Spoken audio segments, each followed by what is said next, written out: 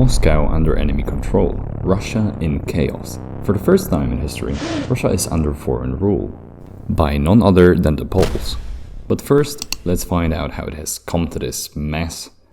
In 1603, a man came to a Polish magnate's estate, claiming to be Dmitry Ivanovich, Ivan the Terrible's son, who, by most respectable historians, is thought to have been assassinated 12 years before his actual appearance. And even though the Polish nobles did not really believe that the heir to the Russian throne had miraculously survived, some of them decided to help him anyway, just for the sake of fighting Russians, I guess.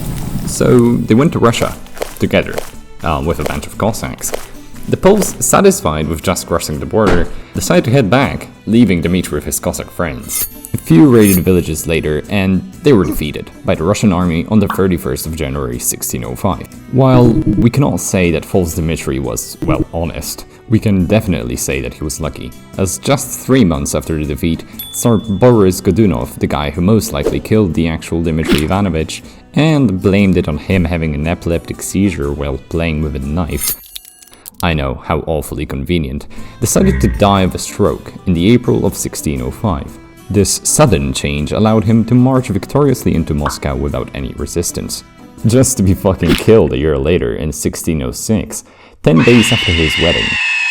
Although the Russians were not really satisfied with just killing him, so they exhumed his body, tied him to a horse by his testicles, and dragged him through the city, then cut him to pieces and burned his remains just to shove them in a cannon and fire them in the direction of the Polish-Lithuanian commonwealth. Oddly specific, I know. But then, yet again, he rose from the ashes of his burnt remains and appeared in Poland for the second time.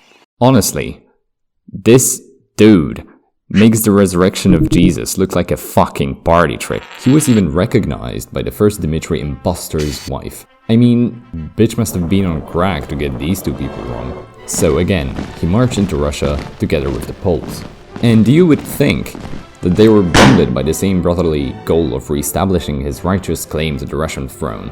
But no, the Poles left him again to nobody's surprise, when the Polish king Sigismund III just got nearby, which was following the tremendous victory of the Polish army over the Russo-Swedish forces at Klusino.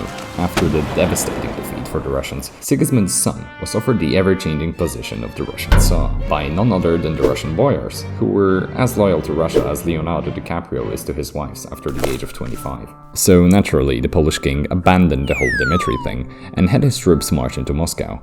Later, the Poles even decided to smash his army, forcing him to go into hiding. And now imagine the sheer confusion of the guy.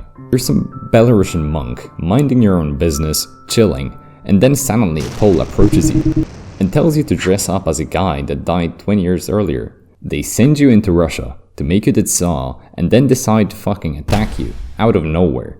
And now, back to the main point. The Polish troops under the command of Hetman Żółkiewski, who were sent to occupy the Muscovite capital, have taken the Kremlin and the surrounding districts. In fact, they were actually greeted by the boyars and Michael Romanov, yes, the Michael Romanov, that would start the dynasty that would rule in Russia until the 20th century, when they kind of went out with a bang.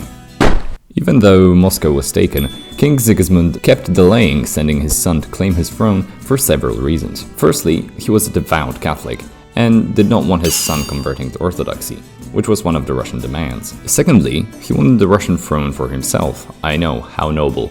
And lastly, and most obviously, his son Vladislav would most likely end up like his predecessors, dismantled like a freaking Lego figurine and put in a cannon to be later fired home. So, as time went by and Vladislav kept getting his flight to Moscow delayed, the Polish troops reportedly started to act up and feel a little bit at home in the Russian capital. Incidents occurred regularly, but a few were the most notable.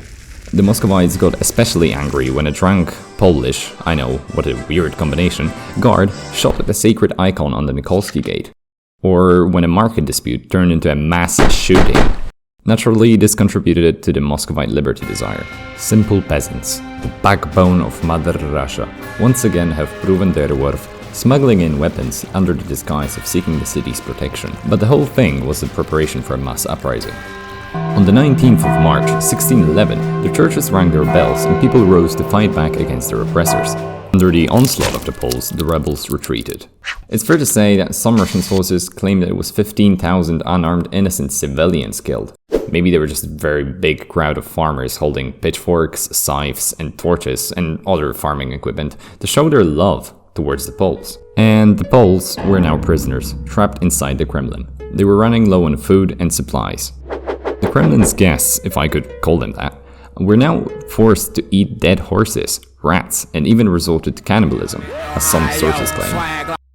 But yet again, those are mostly records of what the Russians found there. And I think we all know how reliable and unbiased Russian sources tend to be. By the autumn of 1612, after a year-long struggle for survival, most able and experienced troops left with the Kremlin's treasury. Those that were left opened negotiations under terms of surrender. The remainder of the Polish garrison was supposed to be spared and let go, but in harsh Russian reality, they were massacred as soon as they left.